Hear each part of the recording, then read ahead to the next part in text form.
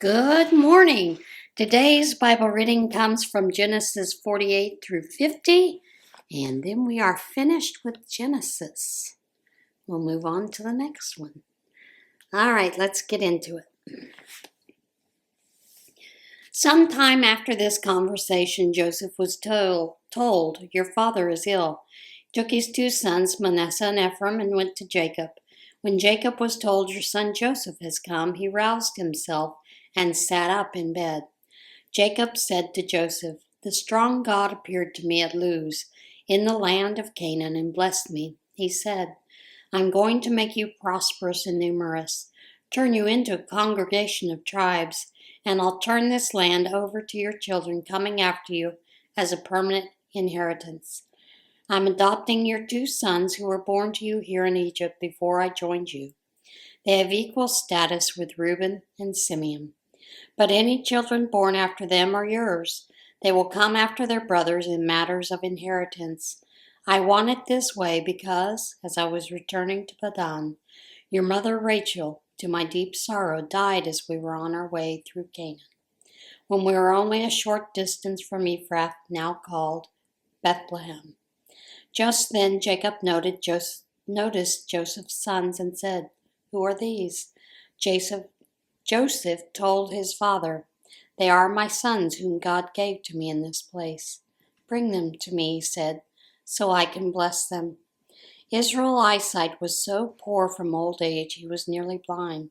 So Joseph brought them up close. Old Israel kissed and embraced them, and then said to Joseph, 'I never expected to see your face again, and now God has let me see your children as well.' Joseph took them from Israel's knee and bowed respectfully, his face to the ground. Then Joseph took the two boys, Ephraim with his right hand, setting him to Israel's left, and Manasseh with his left hand, setting him to Israel's right, and stood them before him. But Israel crossed his arms and put his right hand on the head of Ephraim, who was the younger, and his left hand on the head of Manasseh, the firstborn. Then he blessed them. 'The God before whom walked my fathers Abraham and Isaac, the God who has been my shepherd all my life long, to this very day. The angel who delivered me from every evil, bless the boys. May my name be echoed in their lives, and the names of Abraham and Isaac my fathers, and may they grow, covering the earth with their children.' When Joseph saw that his father had placed his right hand on Ephraim's head, he thought he had made a mistake, so he took hold of his father's hand to move it from Ephraim's head to Manasseh, saying, 'That's the wrong head, father. The other one is the firstborn. Place your right hand on his head.' But his father wouldn't do it. He said, 'I know, my son, but I know what I'm doing. He also will develop into a people, and he also will be great. But his younger brother will be even greater, and his descendants will enrich nations.' Then he blessed them both. 'Israel will use your names to give blessings. May God make you like Ephraim and Manasseh.' In that he made it explicit. He put Ephraim ahead of Manasseh. Israel then told Joseph, 'I'm about to die. God be with you and give you safe passage to the land of your fathers. As for me, I'm presenting you as the first among your brothers the ridge of land I took from the Amorites with my sword and bow.' Jacob called his sons and said, 'Gather around. I want to tell you what you can expect in the days to come. Come together. Listen, sons of Jacob. Listen to Israel, your father. Reuben, you're my firstborn, my strength, first proof of my manhood, at the top in honor and at the top in power. But like a bucket of water spilled, you'll be at the top no more, because you climbed into your father's marriage bed, mounting that couch, and you defiled it. Simeon and Levi are two of a kind, ready to fight at the drop of a hat. I don't want anything to do with their vendettas, want no part in their bitter feuds. They kill men in fits of temper, slash oxen on a whim, a curse on their uncontrolled anger, on their indiscriminate wrath.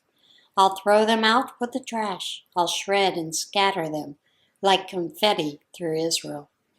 You, Judah, your brothers will praise you, your fingers on your enemy's throat, while your brothers honor you. You're a lion's cub, Judah, home fresh from the kill, my son.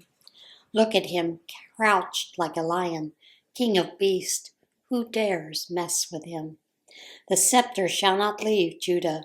He'll keep a firm grip on the command staff till the ultimate ruler comes and the nations obey him.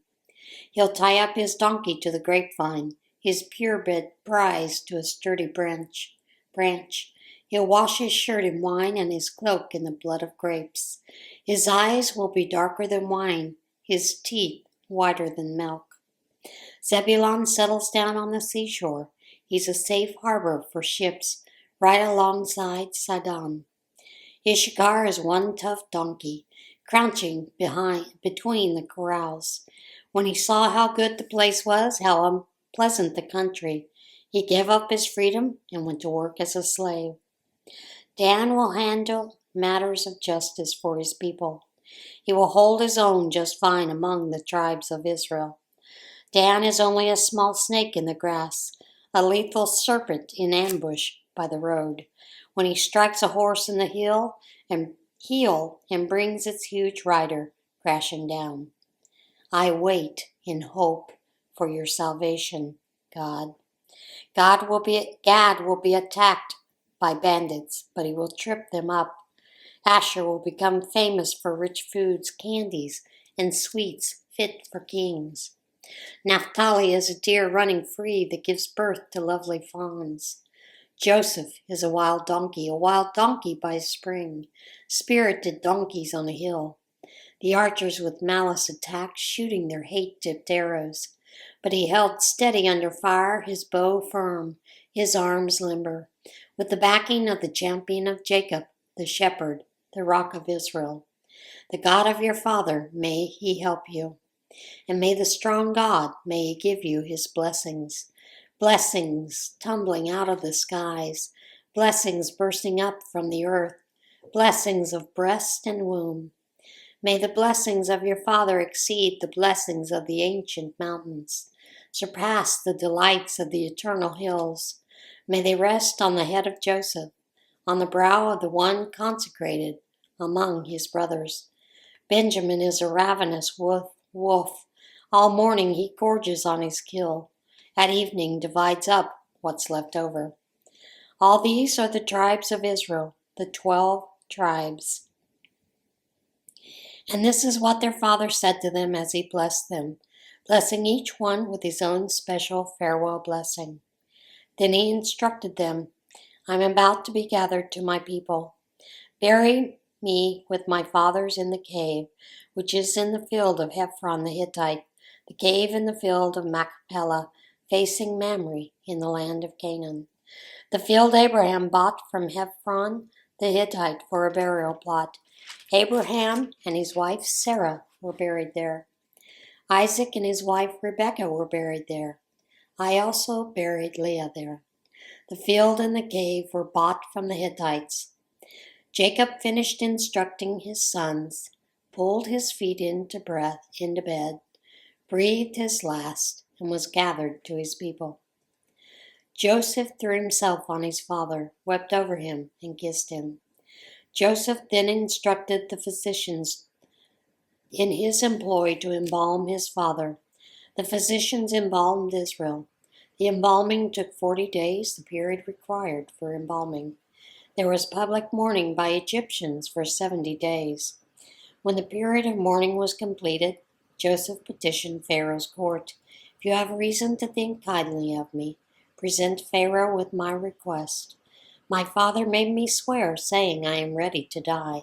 Bury me in the grave plot that I prepared for myself in the land of Canaan.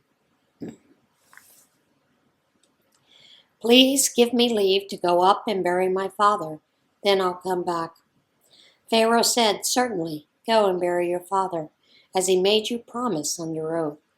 So Joseph left to bury his father, and all the high-ranking officials from Pharaoh's court went with him, all the dignitaries of Egypt. joining Joseph's family, his brothers, and his father's family. Their children and flocks and herds were left in Goshen. Chariots and horsemen accompanied them. It was a huge funeral procession.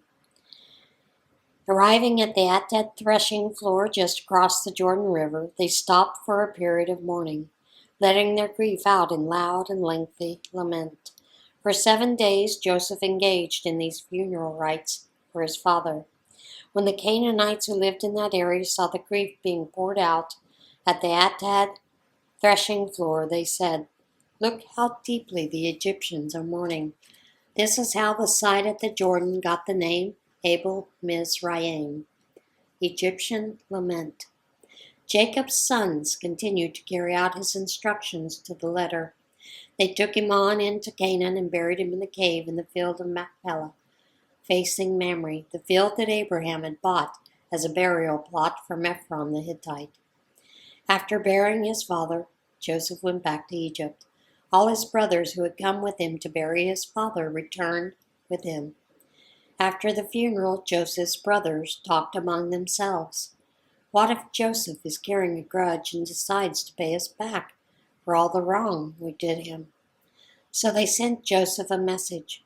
Before his death, your father gave this command. Tell Joseph, forgive your brother's sins and all that wrongdoing. They did treat you very badly. Will you do it? Will you forgive the sins of the servants of your father's God? When Joseph received their message, he wept. Then the brothers went in person to him, threw themselves on the ground before him, and said, "We'll be your slaves." Joseph replied, "Do not be afraid. Do I act for God? Don't you see you planned evil against me, but God used those same plans for my good. As you see all around you right now, life for many people. Easy now, you have nothing to fear. I'll take care of you and your children." He reassured them, speaking with them heart to heart. Joseph continued to live in Egypt with his father's family. Joseph lived 110 years. He lived to see Ephraim's sons into the 3rd generation. The sons of Machir, Manasseh's son, were also recognized as Joseph's. At the end, Joseph said to his brothers, "I am ready to die. God will most certainly pay you a visit and take you out of this land and back to the land he so solemnly promised to Abraham, Isaac, and Jacob."